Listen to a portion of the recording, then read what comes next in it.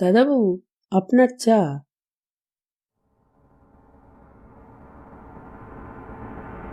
দেখো কি হয়ে গেল গো, কি হয়ে গেল!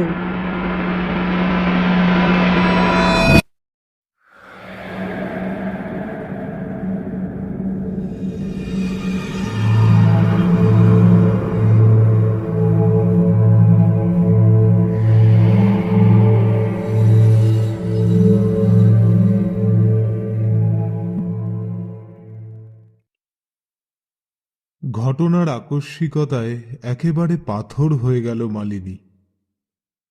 কতই বা বয়স ওর? এই তো 30-এ পা দিয়েছে। এরই মধ্যে হঠাৎ যেন সে বুড়িয়ে গেছে। সংসারে দাদাই ছিল তার সব। ছোট্ট বয়সে সে বাবা মাকে হারিয়েছে। তাদের কথা তার মনেও নেই। দাদাই এতদিন তাকে আগলে রেখেছিল। কিন্তু কি যে হলো, সেদিন রাত্রে একসঙ্গে খাওয়া দাওয়া সেরে শুতে গেল দুজনে। মালিনীর ঘর প্রণবেশের ঘরের একটু দূরে। পরদিন ভোরবেলা বীণার চিৎকারে ঘুম ভাঙল মালিনীর। বীণা তাদের কাজের লোক। ভোরবেলা দাদাবাবুকে চা দিতে এসে সে দেখে ঘরের দরজা খোলা, আর দাদাবাবু বিছানায় শুয়ে। তার সমস্ত শরীর রক্তহীন, চোখ দুটো যেন ঠেলে বেরিয়ে আসছে।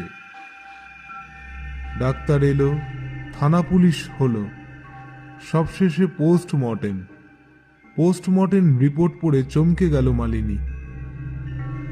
প্রণবেশের গলার কাছে দুটো দাঁতের দাগ পাওয়া গেছে।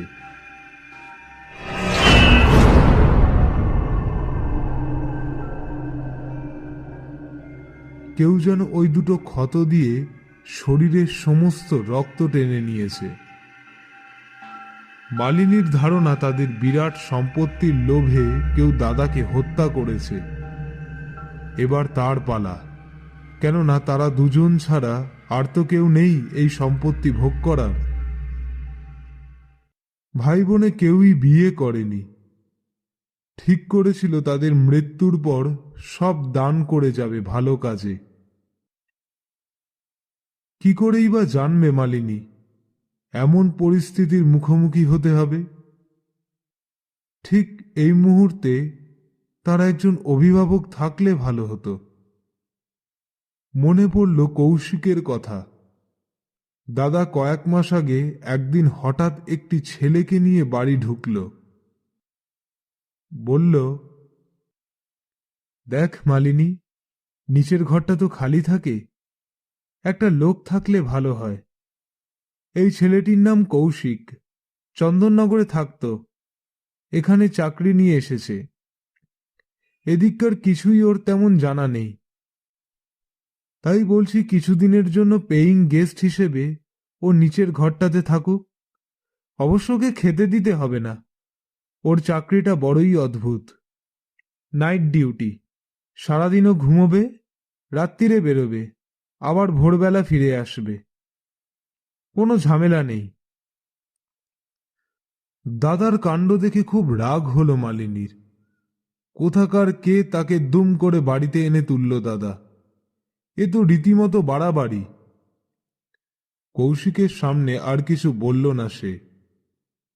পরে আড়ালে বলল, জানাশোনা নেই, কেমন লোক জানো না, একেবারে সঙ্গে করে নিয়ে এলে দাদা, যদি কিছু হয়। হো হো করে হাসল প্রণবেশ।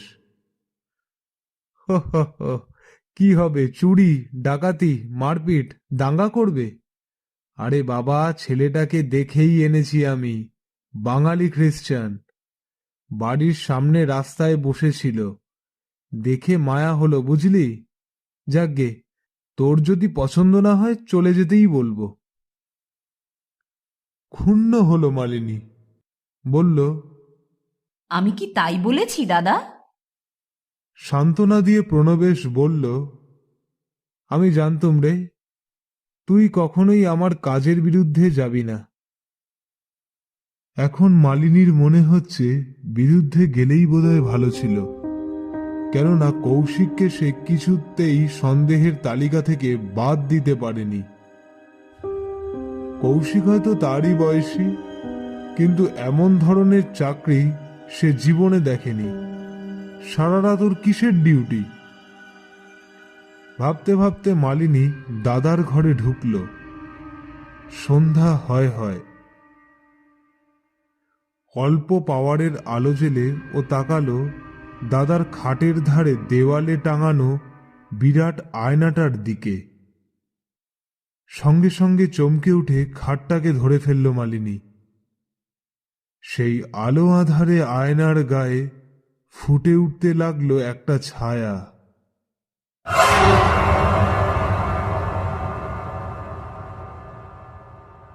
চট করে মালিনী পিছন ফিরে তাকালো। পেছন থেকে কেউ কি? না তো, দরজা তো ভেজানো। তবে কার ছায়া পড়ল? আবার সে তাকালো আয়নার দিকে। কেউ কোথাও নেই। তবে কি সে ভুল দেখল? তার মাথাটা কি খারাপ হয়ে গেল নাকি? মালিনী ভাবতে ভাবতে ফিরে এলো ঘরে। বারান্দা দিয়ে একতলার ঘরটা ভালো দেখা যায়। নিজের ঘরে ঢোকার মুখে মালিনী একবার তাকালো কৌশিকের ঘরের দিকটায়। এখনো অন্ধকার। আশ্চর্য, ঠিক রাত 12টা বাজার সঙ্গে সঙ্গে ওই ঘরের আলোটা রোজ জ্বলে ওঠে।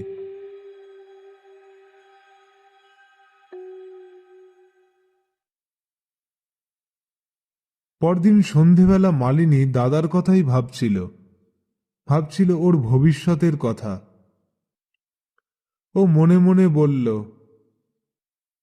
হায় ভগবান, একবার যদি জানতে পারতাম কে দাদাকে খুন করেছে, তবে হয়তো কিছু করতে পারতাম, নিজেকে বাঁচাতেও পারতাম। ঠিক সেই সময় মালিনীর হঠাৎ মনে হলো আগের দিনে দেখা ছায়া মূর্তির কথা। খুব চেনা চেনা গড়নটা। ছায়াটা কার? ভাববার সঙ্গে সঙ্গে মালিনী দেখল সে চলতে শুরু করেছে।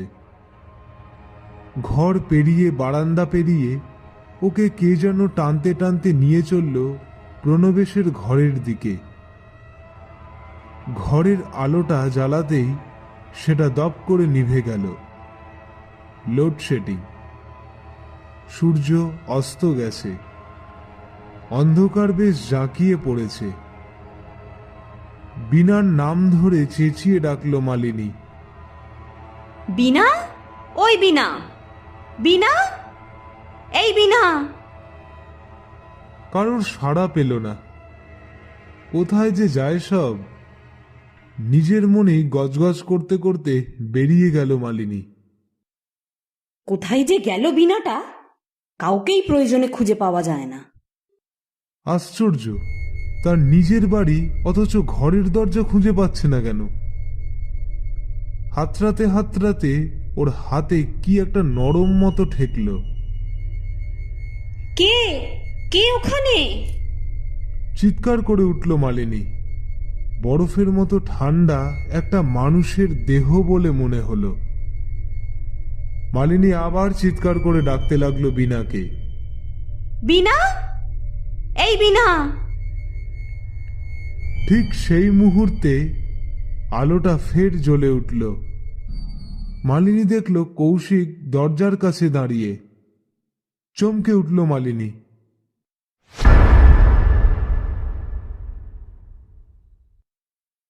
তুমি তুমি এখানে? কৌশিক বিনীত স্বরে বলল, আপনি চিৎকার করছিলেন, ভাবলাম ভয় পেয়েছেন, তাই তো ছুটে এলুম। তুমি তো সব সময় ঘুমাও। বিনা কোথায়? আজ আমার ছুটি।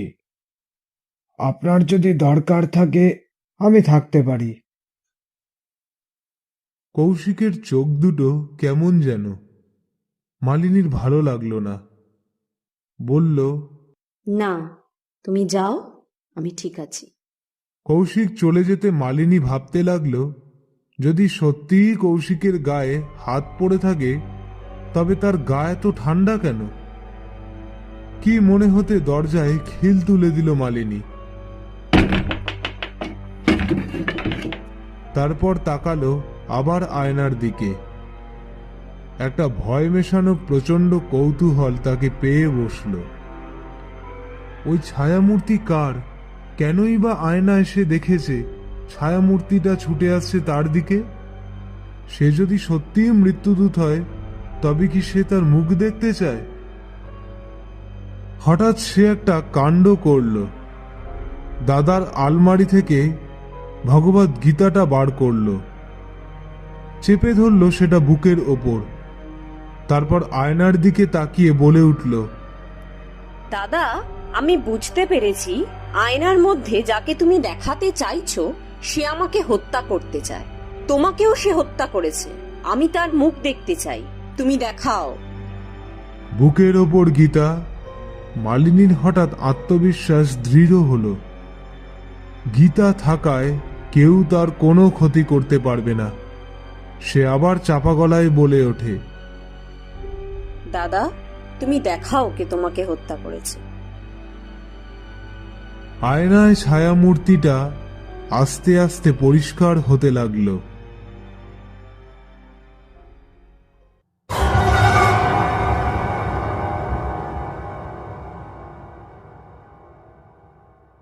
মালিনী চিৎকার করে উঠল, কৌশিক! সে কি দেখছে? কি বিভৎস কৌশিকের মুখটা! দুপাশে সদন্ত, দু কষ বেয়ে রক্ত পড়ছে। এ যে রক্তচোষা! কৌশিক তাহলে মানুষ নয়, জীবন্ত প্রেত, যারা শুধু রক্ত খেয়ে বেঁচে থাকে। কতক্ষণ যে জ্ঞান হারিয়ে পড়েছিল মালিনী সে জানে না। জ্ঞান যখন ফিরল তখন গভীর রাত। ভয়ে ও দরজা খুলতে পারল না। ও জানে দিনের আলো নিভে এলেই এরা জীবন্ত হয়ে ওঠে, আর দিনের বেলা মরে থাকে। সারা রাত সে বসে কাটিয়ে দিল।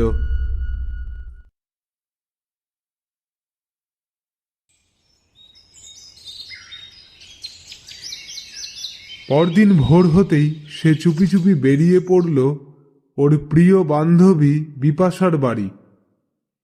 বিপাশার বাবা তন্ত্র সাধক। সব শুনে উনি বললেন, কৌশিকের ঘরের দরজা কি খোলা থাকে দিনের বেলা? ভেতর থেকে বন্ধ থাকে, খোলে গভীর রাতে। সেই সময় ওর ঘরে ঢুকে ওর ব্যবহার করা কোনো জিনিস যদি এনে দিতে পারো তাহলে আমি ওর হাত থেকে তোমাকে মুক্তি দিতে পারি। কিন্তু মনে রেখো, এর জন্য তোমার প্রাণ সংশয় থাকতে পারে। মরতে তো বসেছি কাকাবাবু, যাতে বাঁচতে পারি সেই চেষ্টাই করতে হবে। তবে কাজটা কিন্তু খুব শক্ত। আমি তোমার কাছাকাছি থাকব। কোনো রকম বিপদের আভাস পেলে চিৎকার করে উঠবে। ও তোমার কোনো ক্ষতি করতে পারবে না। বাড়ি ফিরে বিনাকে কোথাও খুঁজে পেল না মালিনী। তবে কি শয়তানটা বিনাকেও মেরে ফেলল? সারাদিন এতটুকু অন্ন স্পর্শ করতে পারল না মালিনী। আজ সে এর শেষ দেখতে চায়, তাতে সে বাঁচুক বা মরুক। সমস্ত দিকে খেয়াল রাখছিল মালিনী। ঠিক 12টা নাগাদ কৌশিকের ঘরের আলো জ্বলতেই পা টিপে টিপে নেমে এলো মালিনী। বুকের মধ্যে হাতুড়ির ঘা, তবু নিজেকে শক্ত করল মালিনী। বুকে তার গীতা, তার ভয় কি? ঘরের দরজাটা একটু ফাঁক ছিল। তার ভিতর দিয়ে মালিনী পরিষ্কার দেখল একটা দেহ দেয়ালে ঠেসান দিয়ে পড়ে আছে আধশোয়া হয়ে, মুখটা একটু ঘোরানো। ঠিক বুঝতে পারল না ওটা কে, তবে চেহারা দেখে মনে হলো বিনা। ঠিক সেই মুহূর্তে কৌশিক পাশের ঘরে ঢুকল। টেবিলের ওপর শার্টটা খুলে রেখেছিল। ওই শার্টটাই হাতাতে হবে মালিনীকে। কৌশিক পাশের ঘরে, যে কোনো মুহূর্তে এসে পড়বে। টেবিলের কাছেই মৃতদেহটা। ভয়ে ঠকঠক করে কাঁপছে মালিনী, কিন্তু উপায় নেই, এ তার জীবন মৃত্যু সংগ্রাম। এক মুহূর্ত দেরি না করে পা টিপে টিপে টেবিলের কাছে গেল মালিনী। চট করে শার্টটা টেনে নিল। সঙ্গে সঙ্গে চোখ পড়ল আধশোয়া মৃতদেহটির দিকে। অস্ফুট আর্তনাদ বেরিয়ে এলো গলা দিয়ে।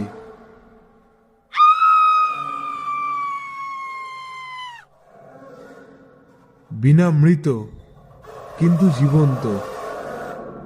ওর দুটো সদন্ত রক্তমাখা চোখ দুটো ঘুরছে।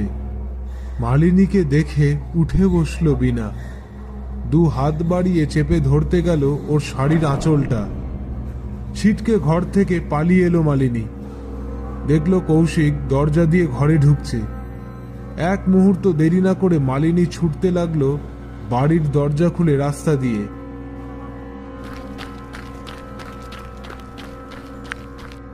কাছেই ছিলেন বিপাশার বাবা। চট করে ওকে গাড়িতে তুলে নিলেন।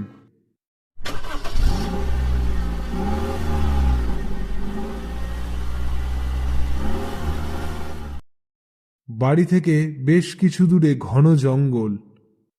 জঙ্গলের মধ্যে এক বড় মন্দিরের সামনে গাড়িটা রাখলেন বিপাশার বাবা।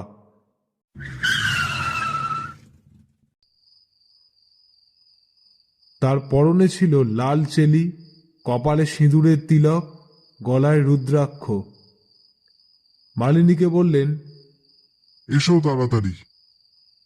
মালিনী দেখল মা কালীর মূর্তি। তার সামনে পুজোর আসন উপাচার সব আছে। পাশে একটা মাটির পুতুল রাখা।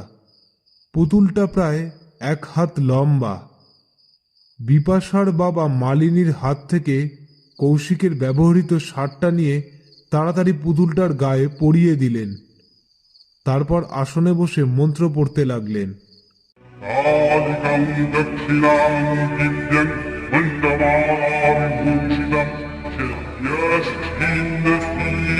মালিনী এখনো কাঁপছে। কৌশিক বিনাকে মেরে তাকে পিশাচ তৈরি করে রেখেছে। মালিনী পরিষ্কার দেখেছে বিনার দুদিকের দুটো দাঁত তীক্ষ্ণ হয়ে বেরিয়ে আছে। তার দাদার গলাতেও এমনই দুটো দাঁতের ক্ষত পাওয়া গিয়েছিল। কেউ তার রক্ত শুষে নিয়েছিল। তাহলে তো মালিনীরও ওই পরিণতিই হতো। ভাবতে গিয়ে শিউরে উঠল মালিনী। আর সেই মুহূর্তে ও যা দেখল তা বুক ফাটা আর্তনাদ হয়ে বেরিয়ে এলো কণ্ঠ দিয়ে। কাকাবাবু, কৌশিক! মালিনীর চিৎকার শুনে বিপাশার বাবা তাকিয়ে দেখলেন যেখানে তার গাড়িটা রেখেছিলেন সেখানে দাঁড়িয়ে আছে কৌশিক আর বিনা। মালিনীর চিৎকারে ঘুরে দাঁড়ালো ওরা। ওদের মুখে ফুটে উঠল বীভৎস। মালিনীর চোখের সামনে সব ঘুরতে লাগলো। বুঝি বা অজ্ঞান হয়ে যাবে ও। ওরা আসছে, ওরা এগিয়ে আসছে মন্দিরের দিকে। আসছে বললে ভুল হবে, যেন উড়ে আসছে, প্রায় মন্দিরের চাতাল ছুঁই ছুঁই। ঠিক তখনই বিপাশার বাবা মায়ের খাড়াটা খুলে নিয়ে পুতুলটার গলায় মারলেন এক কোপ। পুতুলের ধর থেকে গলা আলাদা হয়ে মায়ের পায়ের কাছে গিয়ে পড়ল। সঙ্গে সঙ্গে কৌশিকের ধর থেকে গলাটা কেটে পড়ল মাটিতে। কৌশিকের শক্তিতেই বিনা চালিত ছিল বলে সেই মুহূর্তে বিনার প্রাণহীন শরীরটাও লুটিয়ে পড়ল মাটিতে। বিপাশার বাবা মন্ত্রপুত পুতুলটাকে তুলে নিয়ে মালিনীর হাত ধরে বেরিয়ে এলেন মন্দির থেকে। তারপর খানিক দূরে একটা ডোবার মধ্যে ওগুলোকে ছুঁড়ে ফেলে দিয়ে ফিরে চললেন বাড়ির দিকে।